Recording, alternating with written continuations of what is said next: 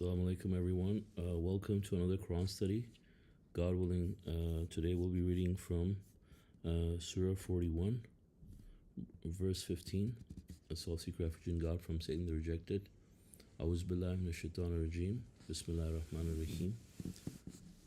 Surah 41, verse 15. As for Ad, they turned arrogant on earth, opposed the truth, and said, "Who is more powerful than we?" Did they not realize that God who created them is more powerful than they? They were unappreciative of our revelations. Consequently, we sent upon them violent wind for a few miserable days. We thus afflicted them with humiliating retribution in this life, and the retribution of the hereafter is more humiliating. They can never win. As for Thamud, we provided them with guidance, but they preferred blindness over guidance. Consequently, the disastrous and shameful retribution annihilated them because of what they earned. We always save those who believe and lead a righteous life. The day will come when the enemies of God will be summoned to the hellfire forcibly. Once they get there, their own hearing, eyes, and skins will bear witness to everything they had done. So in these verses, God is reminding the believers about lessons from the previous communities for us to learn from.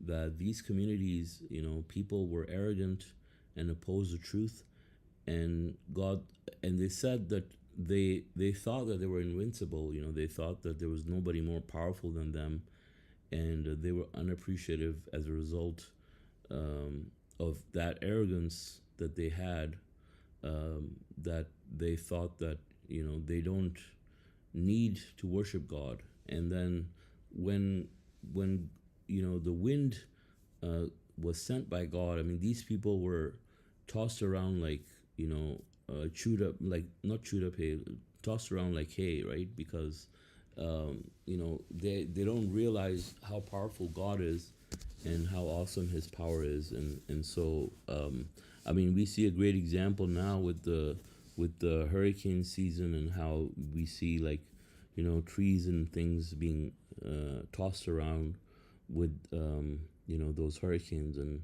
you can imagine similar or greater magnitude, and how doesn't matter how powerful you are, and I mean how great your armies are at that point. I mean, God can send wind that is so powerful. I mean, these people were really powerful, and they had powerful structures where they thought that they would be secure, for example, and didn't work for them. And also for Thamud, who came after them, God said He provided them with the guidance, but they preferred the blindness over the guidance. And this is a very good reason for people, to be annihilated when the guidance is given and they prefer the blindness over the guidance. I mean, in the same manner, we can see now that the Arabs have been given the guidance, they have been given the Quran, but they are completely blinded. They prefer the blindness, they prefer the hadith, the nonsense and the lies attributed to God over the guidance that God has given us. And consequently, we know that there's a prophecy, the smoke prophecy, which hasn't yet happened, that is prophesied in the Quran, that is going to come to pass for these people. The surah talks about smoke that is going to hit, and the Messenger of the Covenant explains that this is going to happen when an asteroid is going to strike, specifically in the Middle East, and the whole earth will be covered by smoke, right? So this is an event that hasn't taken place yet, and is going to be a significant event in the history of the humans coming into the future, for those people specifically. And we can see now, as the Messenger of the Covenant describes it, the amount of wealth that they have and the amount of buildings and structures that are standing up. He calls it the beginning of the end, and so you can see, like as God says, before you're thrown out the building, you're taken to the high floor. And this is what we see, and they're literally building high rises, on top of each other. Like they have all this land available, but they're not even using all the land. Like they're building long structures, like, like for example, like they have this thing that they just started working on, which is called the line, which is a whole city in a line. And then they're building these tall buildings, and then they're building the cube, which is like this big tall structure, and they're putting in entire cities in those tall structures. And they think that, and they're planning to have like flying vehicles and all this kind of stuff, and they're hiring people for these projects, especially in Saudi Arabia, like crazy, and all these contractors and everyone, to build those structures that they're aggressively working on at this time to attract people, and whatnot, But we know that, this is God's system, and we can expect the same for people, anybody, not just them, but anybody who doesn't have any regard for God's revelations, and they do get annihilated, I mean, all these disasters that God says have spread throughout the land, these disasters happen as a consequence of people's beliefs. A lot of times I've seen, in previous discussions among other people, not in our group, but in other groups, where people tend to, some of the so-called submitters tend to deny the idea that, things that are happening around us, like hurricanes, floods, earthquakes, are a consequence of what people have done, and they come up with other kinds of justifications. But we understand from the Quran that this is God's system, and we understand from how God talks about his system that, people who don't believe, eventually, as a consequence, this is what happens to them.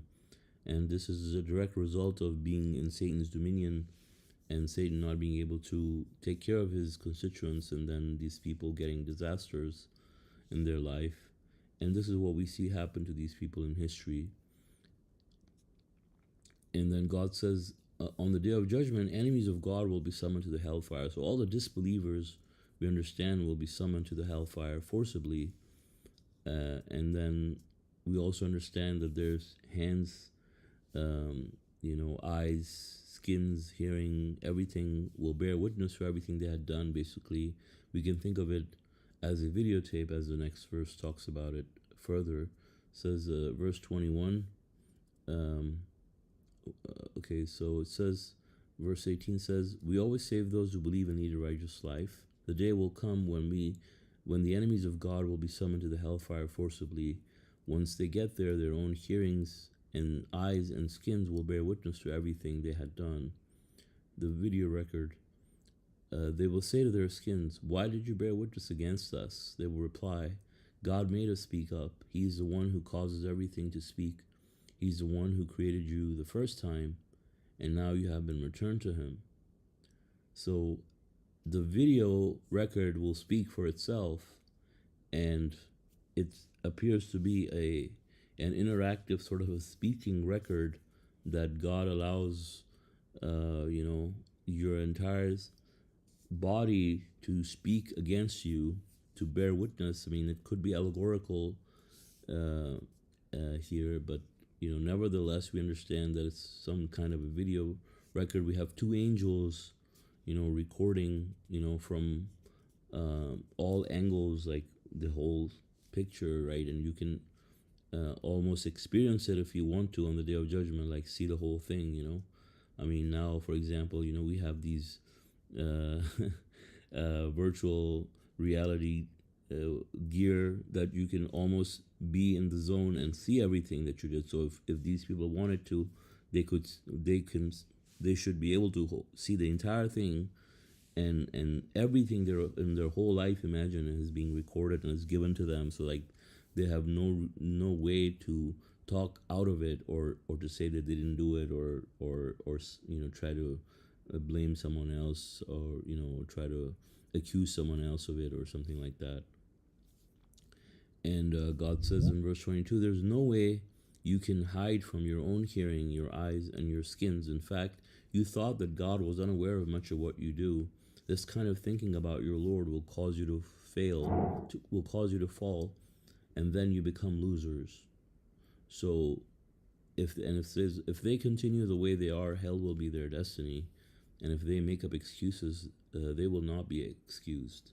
So, you know, people think that nobody's watching them. A lot of people, pretend to be righteous when other people are around, and when people are not around, and they're not being watched by other people, they go about doing things that they wouldn't do otherwise, but they take advantage of the fact that nobody's watching them. I mean, we have so many examples of that.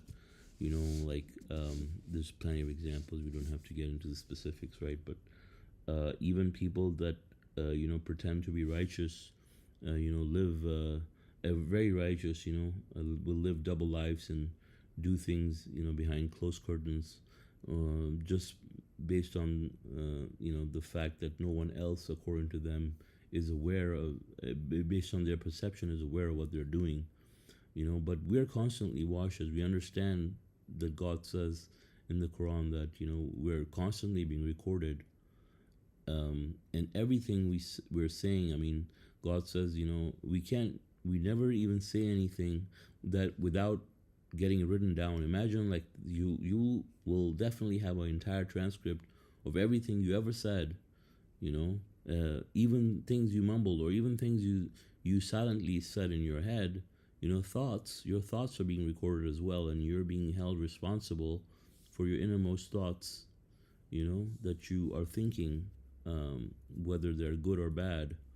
And we are held responsible for everything, that we do.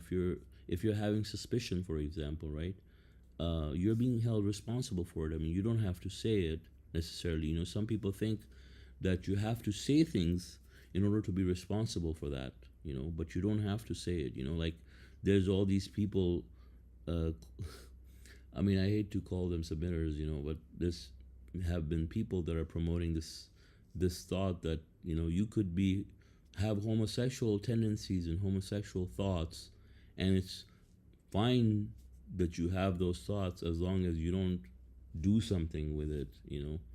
And so they harbor all these ideas, bad thoughts, thinking that because there's nothing wrong with it for them to have these thoughts, as long as they're not doing anything, right? But we understand that that's not the case. And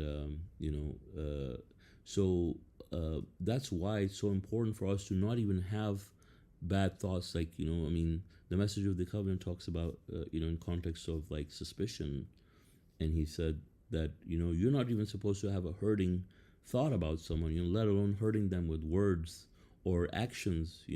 I mean, people are human beings are reckless, when it comes to these things, not realizing that everything's being recorded, right? And so when we hurt somebody with our thoughts or our actions, we pay the price for it, right? And so it's in our best interest that we recognize and be aware of the fact that we're being watched and everything's being recorded. And you can go and break the law and commit sins. When I say break the law, break God's law, and commit sins, but rest assured that you will pay the price with your own happiness.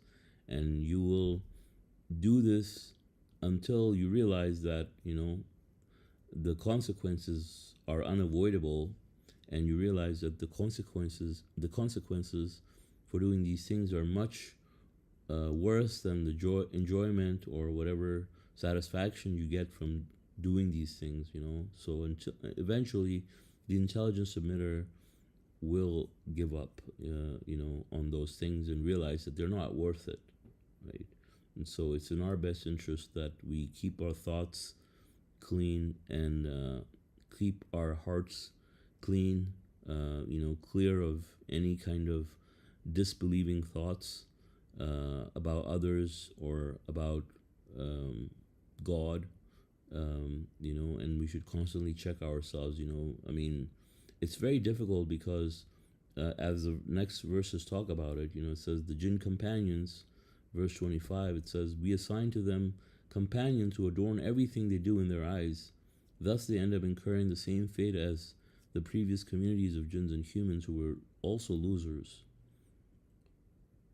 So, I mean, it's very hard because we also have to constantly monitor ourselves, as I was sharing, previously on in the sermon, that it's difficult because your companion is pretty much a part of you. I mean, even though you are the real person, the soul, but then you have your jinn with you. I mean, the jinn lives inside the same body with the same identity. And when those thoughts come into your head, it's very hard to differentiate which thoughts are coming from, you, the person, the human soul, or, you, the jinn part, right? I mean, they're kind of intertwined as far as what we know. Like, we can't really draw the distinction between who's who, like when the thoughts are coming in. And, the jinn could suggest things in our minds, and we may think that these are our thoughts, and without thinking, we just go along with a lot of times with our thoughts without even realizing that they're could be coming from our jinn, could be wrong, and we just act upon them because we think that everything.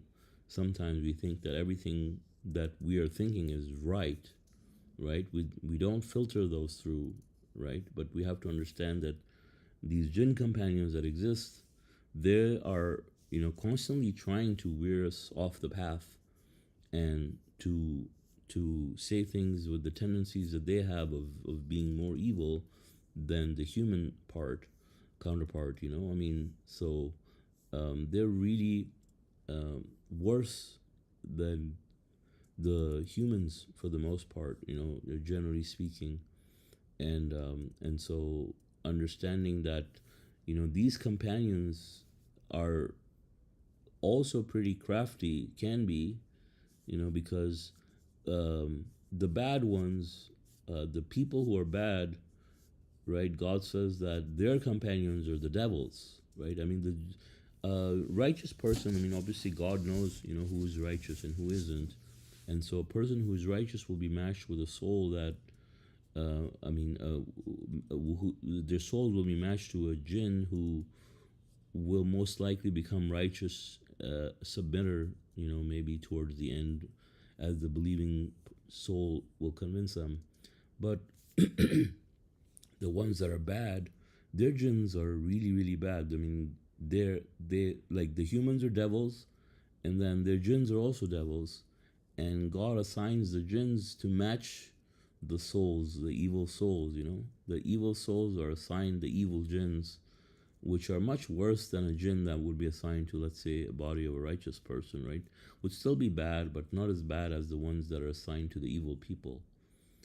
And they're the ones that will adorn everything in the eyes of these people. So the really evil people have things that are very well justified for them because their jinns are that much, crafty and cunning in ways that they understand, and they're there in our minds, putting ideas in our heads that are not ours, but are coming from them. And we should be in a constant struggle, as long as we're alive, to filter out these thoughts. And when we feel that the jinn companion is suggesting things to us that might be wrong, then we should seek refuge in God from Satan the rejected. We should say, as it says in Arabic, Rabbi a'udhu bika min hamazat ash-shayateen wa a'udhu bika rabbi an yuhdirun, and seeking God's protection,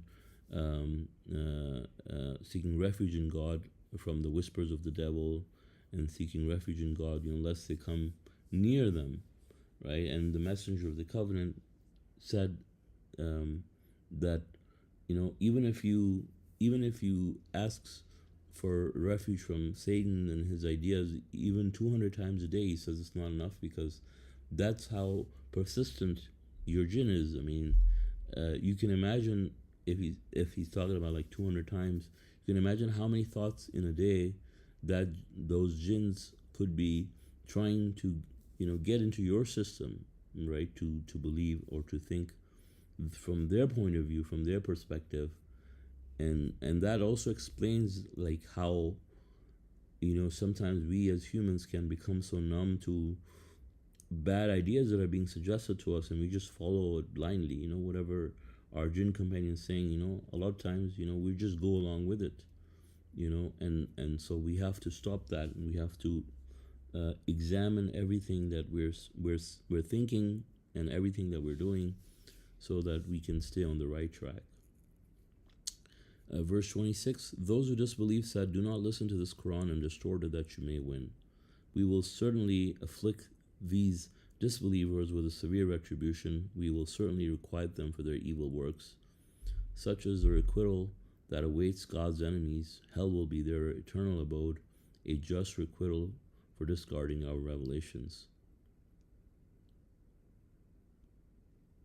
So, I think we have some very classic examples of, people who are suggesting to other people to not listen to the Quran, and they seek to distort the Quran, they seek to distort the message, seek to distort the image of the Quran, and demonize people who read the Quran or promote the Quran, and try to make the Quran appear as something very evil.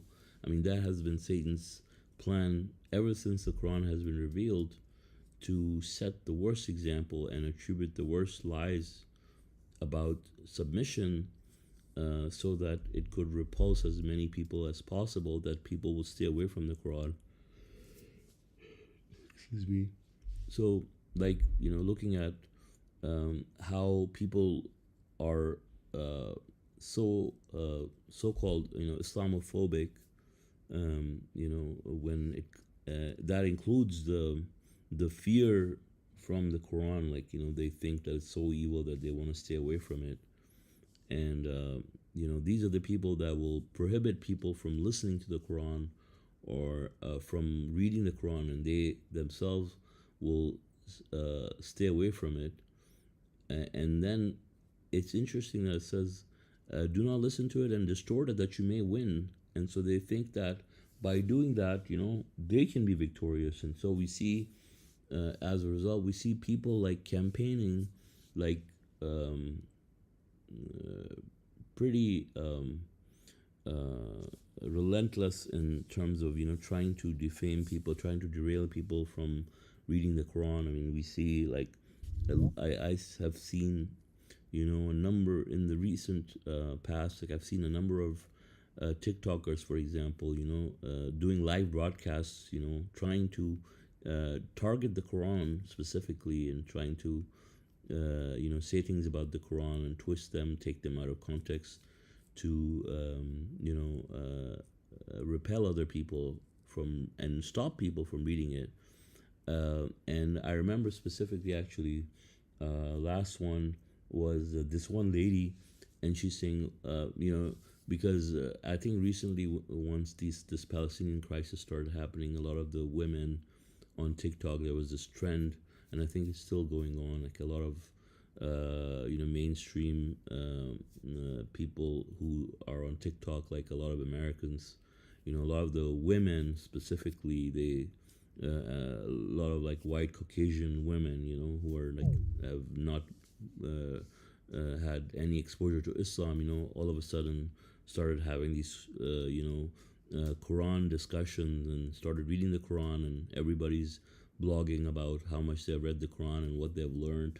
And I came across a couple of them recently, and then I saw another TikToker making a video, all these women. He says, you who are saying all these nice things about the Quran and this and that, he says, what you're reading, she says, that's not the real Islam, she says. And if you want to see the real Islam, he says, go and visit these countries, and you'll realize what it is.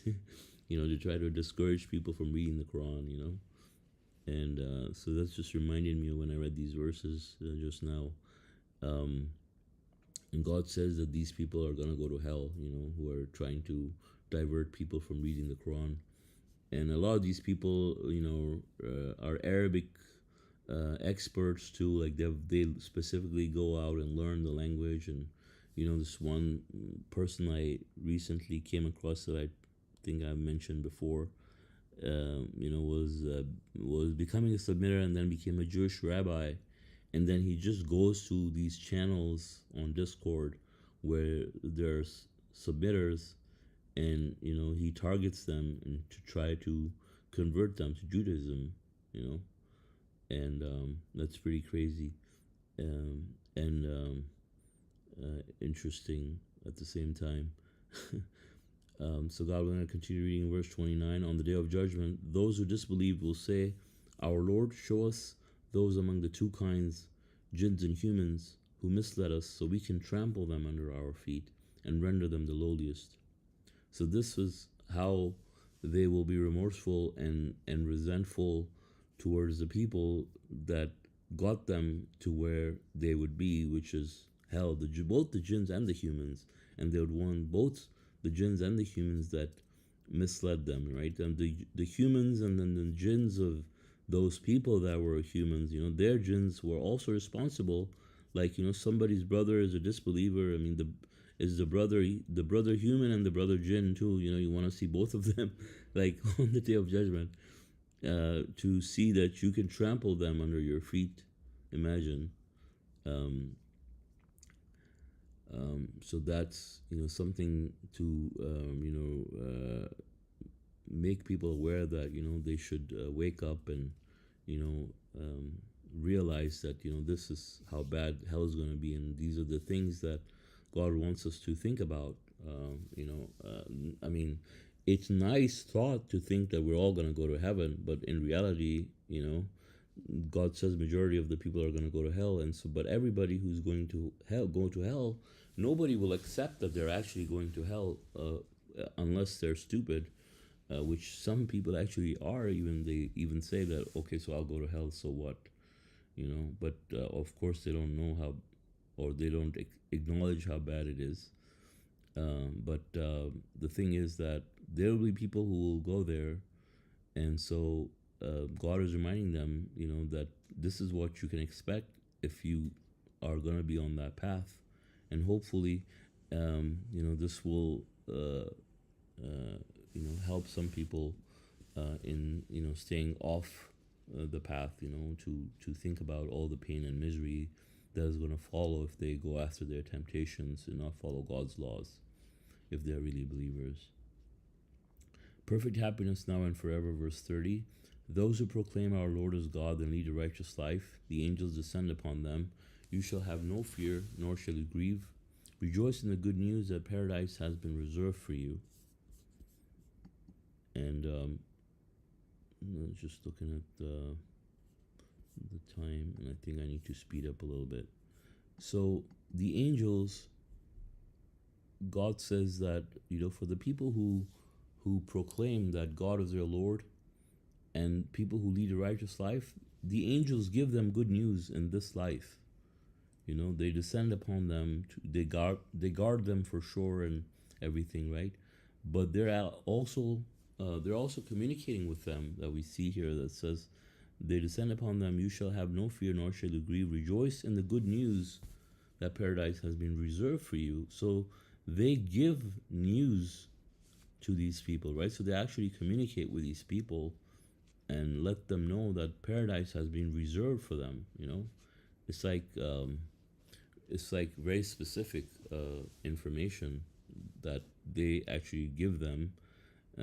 So it's something that actually happens, right? It's not just something that the human being is unaware of. They just give some kind of blessing or something, but they actually descend upon them, give them the news to let them know in this world that they are going to go to paradise, right? So may God allow us to, get to the level where, we experience something like that, God willing. And it says, we are your allies in this life and in the hereafter. You will have in it anything you wish for. You will have anything you want. Such as your ultimate abode from a forgiver most merciful, right? So this is not talking about a messenger per se, I mean, it's talking about those who proclaim. So it could be anybody, who leads a righteous life, any believer. You don't have to be a messenger to experience that, and God can let it happen if anyone deserves it, that the angels could come and, give them the great news that paradise has been reserved for them. But of course, these are the people that who will still continue to work righteousness even after getting the news, and not become arrogant or egotistical after that, because obviously then those were not going to go to paradise in the first place, and the angels would know that too, that who's actually going to end up. And so they come and give them the news, that they know that these are the people that when they get the news too, that they're going to stay on the right path and not get sidetracked or anything like that. So verse 33 says, submitters, who can utter better words than one who invites to God, works righteousness, and says, I'm one of the submitters? Not equal is the good response and the bad response. You shall resort to the nicest possible response, thus the one who used to be your enemy may become your best friend. None can attain this except those who steadfastly persevere. None can attain this except those who are extremely fortunate. When the devil entices you, verse 36, when the devil whispers an idea to you, you shall seek refuge in God. He is the hearer, the omniscient. So first of all, verse 33 talks about how the submitters are, the best creation, in the sense of if they actually submit to God, they become the best creatures, and they end up in paradise, and get rewarded more than any other creatures. The submitters. And then this includes the humans and the jinns, even though they sided with God, decided with Satan's point of view in some way, and did for the jinns and for the humans, failed to make a firm stand. The fact that they are called the best creatures at that point is because they are given the free will and the choice, and they chose to worship God by their own free will, and decided to become submitted despite all the things that were offered to them by Satan, and all the things that they were enticed with, and all the tests and hardship that they went through, but they still maintained their righteous behavior. Of course, like one of those things is, as it says in verse 34, is people maintaining their righteousness, people being steadfast, people maintaining their behavior, their righteousness in situations that may normally make a person angry, and make a person lose their temper, and make a person act in a way that they might regret later. But God says that for the believers specifically, God says you shall resort to the nicest possible response. So one, God says that for submitters, that the believers have to treat each other in the best possible manner, right? But then here it talks about we should resort to the nicest possible response, like when someone is angry with you or upset with you or does something bad to you, as long as it's not religious, it's a personal thing. Like let's say the messenger of the covenant, for example, talks about the examples like your neighbor and whatnot, so it could be your neighbor, your coworker, or someone who is non-religious.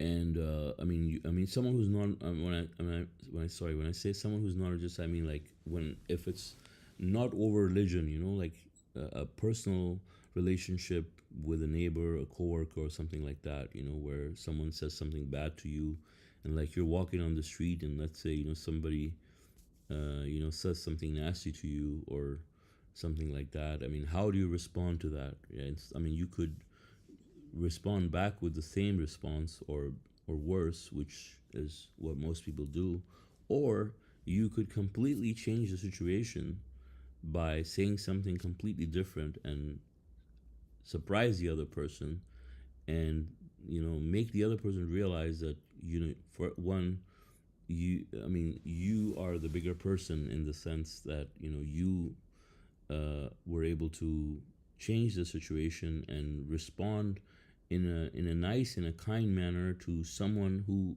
was being so nasty. And of course, this is not something everyone can do. This is something that obviously takes killing of your ego. And for a lot of people, and I'm talking about myself. I mean, for a lot of people, it's a hard thing to do. I mean, it's a hard thing not to respond, let alone respond in the nicest possible manner. I mean, that doesn't mean that if someone says, "Hey, you're ugly," you say, "Oh, you're so beautiful," or something like that. But you could respond in a nice way, or the nicest way you can. Like you don't have, doesn't mean that you just kind of ignore anything they're saying. You can talk about what they said, or maybe even tell them it's not a good thing that they're saying that, but you say it in a way that's very nice, in the nicest possible way, the kindest way possible. And you should resort to the nicest possible response. You should resort with a good response. You could even give the person a compliment, right? But the thing is, you don't get mad at the person. You don't get upset. You don't say bad things. I mean, this reminds me of recent conversation we were having about someone who did something bad and the other person did more bad to them. Like, I say something hurtful and then you get hurt and you say something mean to me, and then, it escalates, right? And so, but the submitter is a person who doesn't do that, first of all. And, at the very least, try to ignore the situation. If you can't say anything really good, to the bad response, just ignore. If you can't say anything nice, don't say anything at all, right? Uh, but but if you can, just say nice things.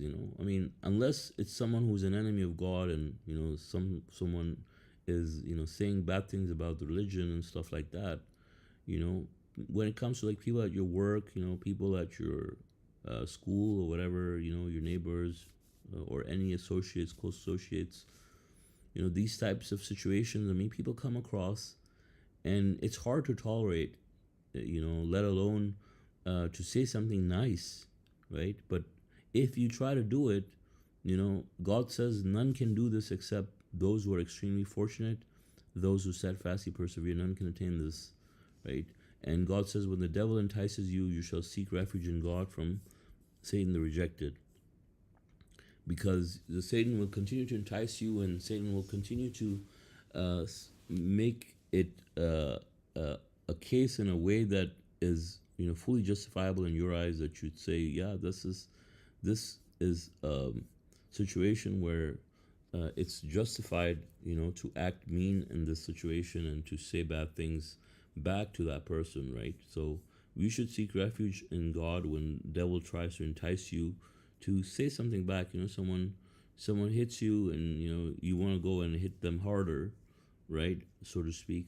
And the devil will entice you to do that, right? And he will make it look righteous to you. It's like, no, I mean, this is the right thing to do. I mean, why did you do that? You didn't deserve it. And no, you go hit them back, or say something equally bad to the other person, right? And so God says that when the devil tries to entice you, because obviously the devil in this case doesn't want you to get that credit, right? Because it's gonna set him back in terms of trying to mislead you. You're gonna have a bigger soul. It's gonna be much harder for you, for him to manipulate you and stuff if you have a bigger soul. And so he'll try to entice you into doing things to shrink your soul further and further. And so we have to ask God. We have to seek refuge in God. I mean, this is really, when it comes to Satan, this is really our only defense, is to ask for God's protection, because Satan is constantly trying to whisper ideas, thoughts in our minds, and confuse them as our own thoughts, and so we start thinking what Satan wants us to think, right? And none of us wants to be in that position, right? And so for that reason, God says, yes, he is our protector. He's going to protect us. He's going to protect the believers. But the mechanism by which that is happening is you asking God, you seeking his protection. The mathematically composed statement that the Quran talks about, Rabbi a'udhu bika min hamazat ash-shayateen wa a'udhu bika rabbi an yuhdarun. Learn in Arabic. Of course, know what you're saying first, what it means, but learn it in Arabic, so because it's mathematically composed and the messenger says it works, right? So learn that and seek God's refuge, with the words that God has given to us, so that we can be protected, and those thoughts and ideas can't seep into our minds. This is what Satan wants, obviously, but if you have God's protection, if you're devoted to God, you're going to follow what God says. You're going to follow his system, and his system dictates that you seek God's protection, you seek refuge in God. You ask God for refuge and protection from Satan as much as you can. Verse 37, proofs of God. Among his proofs are the night and the day, and the sun and the moon. Do not prostrate before the sun nor the moon. You shall fall prostrate before the God who created them, if you truly worship him alone. If they are too arrogant to do this, then those at your Lord glorify him night and day without ever tiring. Among his proofs is that you see the land still, then as soon as we shower it with water, it vibrates with life. Surely the one who revived it can revive the dead. He is omnipotent. Surely those who distort our revelations are not hidden from us. Is one who gets thrown into hell better, or one who comes secure on the day of resurrection? Do whatever you wish. He is seer of everything you do. So, as the subtitle says, these are all proofs from God. If you really think about any of these proofs, right? Night and day, for example, the sun and the moon. How is it possible? There's so many things to think about in this situation. If you think about the sheer size of the sun and the moon, how could anyone possibly control all of that, and how it's all calculated that, these things are just flawlessly repeating at such precision that you can know from 50 years from now, like when exactly the sun is going to set on a certain day, right? This is how precise that system is. And imagine you're talking about size this is hard to wrap your head around, right? But these huge heavenly bodies are there, suspended in space and moving in different directions in their own orbits, as well as in other orbits and with the galaxies and this etc. That still there's not even a difference of a split second that they could be off by, right? It's so precise. And so this is alone is such a great proof of God, the creator, being there in full control of all of this, and the night and the day. And God says, if they are too arrogant to do that, if they're too arrogant to fall prostrate before God, then God says that the angels, they glorify him night and day, that they don't tire, and God doesn't even need any of that. He is just saying it to guide us, because he's kind, he's the most gracious, most merciful. He wants the people who have who got swept in the crowd, who deserve the guidance. He wants these people to get the guidance, so they understand. People were ignorant when they couldn't make a firm stand with God, right? These people, and that's why we were sent back. We were sent to earth to learn our lesson, and to fix our thoughts, and to fix our behavior, so that we can be redeemed back into God's kingdom. So, and then we have the example of, as a proof, land that is still, and God showers it with water, and it says it vibrates with life. And if you think about it and study this, like before there's any water, the land is completely empty. There's no creatures. There's nothing. There's no plants. There's no animals. There's no insects. But all of a sudden, when you put some plants there, some water there and stuff like that, some favorable conditions, some seed will land from out of nowhere, and a plant will grow. Some eggs or something like that find its way, you know, in these places, or animals or insects will come finding these things, and the life will just start flourishing again, right? And these are just proofs, like, for example, there are seeds that could be stored for hundreds of years without any water, but as soon as you put water, life comes out of them, and how God makes it possible, that's amazing. I mean, these are all submitters, right? These are that are sent down to the earth, all these plants, for example, and how God brings them out of the earth, and just like that, I mean, we're going to come out. And God says that, these are all proofs that this is how God is going to revive us as well, out of the ground, like that, just another resurrection. And because God is omnipotent. Verse 40 says, "Surely those who distort our revelations are not hidden from us. Is one who gets thrown into hell better, or one who comes secure on the day of resurrection? Do whatever you wish. He is seer of everything you do." Mathematical miracle of the Quran. Those who have rejected the Quran's proof when it came to them have also rejected an honorable book. No falsehood could enter it in the past, nor in the future. A revelation from the most wise, praiseworthy. God's messenger of the covenant. What is said to you is precisely what was said to the previous messengers. Your Lord possesses forgiveness, and he also possesses painful retribution. And footnote says, for 42, 41, 42, and 43, it says the word zikr refers to the Quran's mathematical code as clear in 38.1. And footnote for 42 says, one of the major functions of the Quran's mathematical miracle is to guard every letter and every aspect of the Quran. Thus, any tampering is immediately recognized. Appendix 1 and 24. Mathematical proof shows that, for footnote for 43 says, mathematical proof shows that this verse refers to God's messenger of the covenant. By adding the geometrical value of Rashad plus the value of Khalifa plus the verse number, we get 19 times 67, or 1273. See Appendix 2. So God says, people who are rejecting the Quran's mathematical miracle have also rejected the Quran. I mean, you can't say you believe in the Quran and then not believe in the miracle. And God says no falsehood can enter the past nor in the future.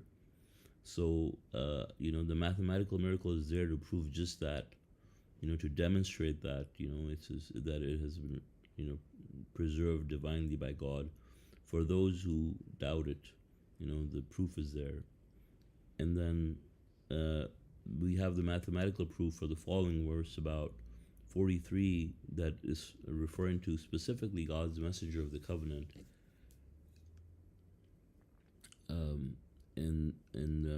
God is letting us know that this is exactly the same thing that was said to the previous messengers. Worship God alone. Do not idolize anyone besides God. Uphold the Quran as the only source of guidance, and this is what Muhammad preached, right? And worshiping God alone is the same message that was given to other messengers: to lead a righteous life, to do our contact prayers, to give to our charity, all those things. These are precisely what was said to the previous messengers, including Abraham, Moses, Jesus, Muhammad. And so this is just more proof for us to realize that, God is in full control and witnesses all things. So with that, God willing, I will end. And if you guys have any comments or questions, please feel free. Sorry, I went quite long, I think 9 minutes over. MashaAllah, thank you. Great study. MashaAllah, brother. It was very amazing. MashaAllah. Yeah, it was a good study. MashaAllah. MashaAllah. MashaAllah, thank you, brother.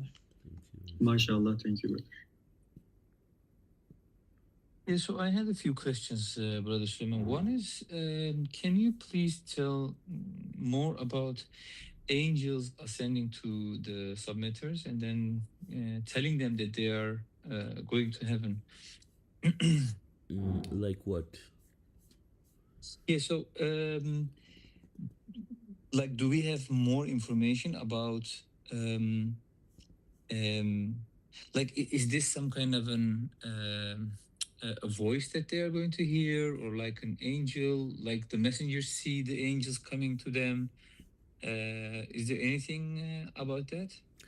I Or mean, I don't know. It could be. I think. I mean, we have as much information from the Quran as what the Quran says specifically about this, right? In this case, for the believers, we just know that the angels come and give them information, right? For example, like we have examples of the angels and how the angels came and gave information. Sorry, gave information to people.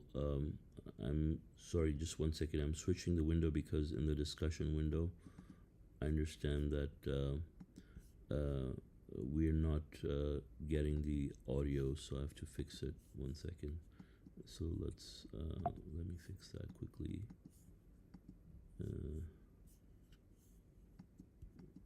Window, macOS screen. Sorry.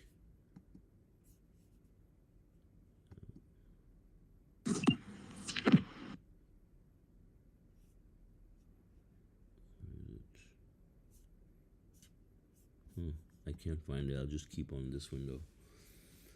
So yeah. So I mean, I think that we can just look at the examples in the Quran, right? We understand, like for example, Mary was not a messenger of God yet, because we understand that these are only men. But she was given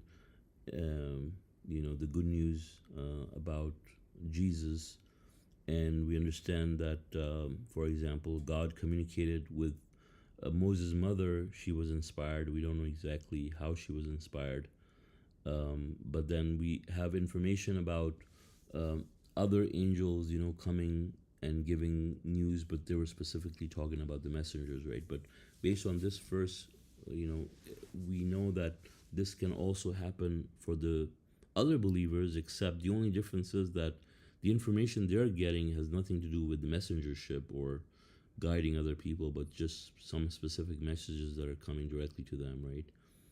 So whether they hear a voice or like it comes in a dream or what, it could be different experiences. It doesn't have to be one specific thing, right? It could be any of these things or a combination for, different people depending on whatever God wants, right? There's no specific rules, I think, in that that yeah, and we know.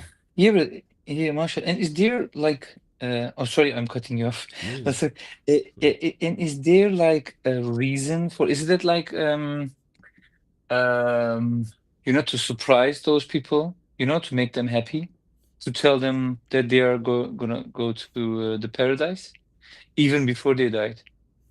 Is there a specific reason that we know why God has chosen to do that for some people? Well, I mean, of course, there are people that are righteous, so God gives them good news, right? God, they're coming in accordance with God's will, and so God Mm-hmm. decides that these people have to get this information at this point. God wants these people to know that their efforts have been appreciated, and they're probably already know some of it, but uh, it becomes kind of official from Obvious. God, from at that Mm. point for these people that God says, no, no. I mean, you have done enough in terms of your submission and what you're supposed to be. So rest assured that paradise is being reserved for you. I mean, this is just purely out of God's mercy and grace, right? I mean, MashaAllah. Yeah, yeah. so brother, we know that everything that we have learned from the messenger and from all the verses from the Quran is to be able to go to heaven, like basically, and you can go actually to three places, right? Like you have hell, and you have heaven, and low heaven, and high heaven. And based on the growth of your soul, that determines where you go. So if someone has grown his soul like immensely, like a lot, and he's almost going to die. Like maybe, let's say he was a submitter for 30 or 40 years, and after two or 3 years, maybe he's going to die. So he built this soul up, right? He's like big, huge. Is there any way, or is there any chance that someone who has been so far, is there a chance for that person to, commit idolatry or something that makes everything that he did just vanishes? Is there a possibility for that? Or can we say that because he did so much and his soul was so grown, that God is protecting him from, because like God, you become friends with God, right? If you commemorate God a lot, you do everything what he say, and then eventually, and we could see this with Joseph, Jonah, and Abraham, and that he was protecting them by going the wrong way, let's say, because they were the ones who were deserving it. But is there any way, like, can we think in that manner, that you still can lose everything after making your soul very big?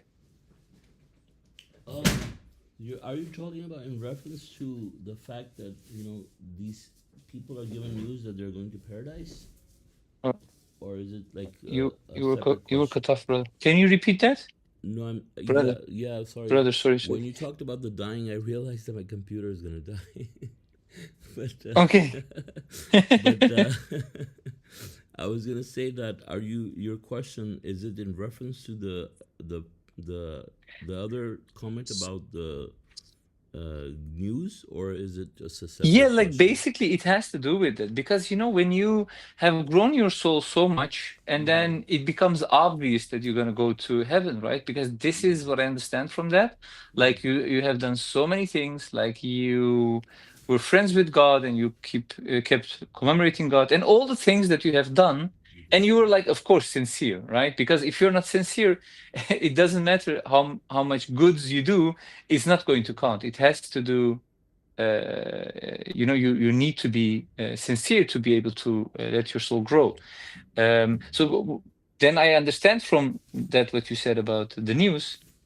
Probably that's it, right? That your soul is not going to shrink anymore, because you're that far. God is going to protect you, and then He sends the angels telling you, listen, you probably already know, but you did everything right, and you are one of those who are gonna go to heaven. And when you hear this news, it's like obvious, like I did these last 20-30 years, I did everything what you asked me for. Yeah, and also I mean, plus the person knows that they're going to I mean, sorry, plus God knows that these are the people that are going to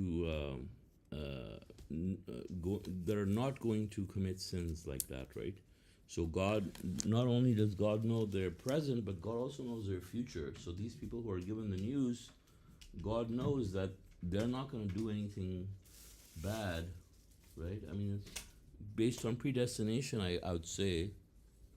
Yeah, like after receiving this news, They're still like going to you never continue on can this go path. to hell again, because Right. if you would, then you wouldn't have got the news, right? Right. That's what you mean. Mm-hmm. It's Yeah, like a so I mean, paradox. God, it's like, some, like you see in the movies, like someone comes from the future and tells people, think, oh, you're going to do this in the future, because they've already seen it. And so they already know that they're living in paradise, for example, and they come from, it's like someone comes from the future and he sees them in paradise. And so he's just coming and telling them. It doesn't matter at that time what the person's going to do, because God already knows this person's going to end up in heaven. I don't know if that answers your question, but I mean, that's how I'm looking at it. Right? Yeah, so I think that's the logic behind it. Because basically, for many long years, we have received information, like from the imams, from our parents, etc., that you know, if you have a life and you have a very bad life, you're a very bad person, but if you do Toba in the last even minute, you know, they say, yeah, God can forgive all your sins and you still have chance to go to heaven. But we have learned, of course, that this is not true. To be able to go there, like you need to prove that you need to prove that what you have said, right? So and basically you need time for that. And I remember the Messenger of the Covenant was talking about the thing that the longer a submitter lives, the more time he has to grow his soul. So we shouldn't want to die soon. Like we need to ask God to give us like that we can live longer, so we can, you know, grow our souls bigger and bigger. Yeah. So basically that makes a lot of sense. You know. That you come into a point where your soul is like very huge, big.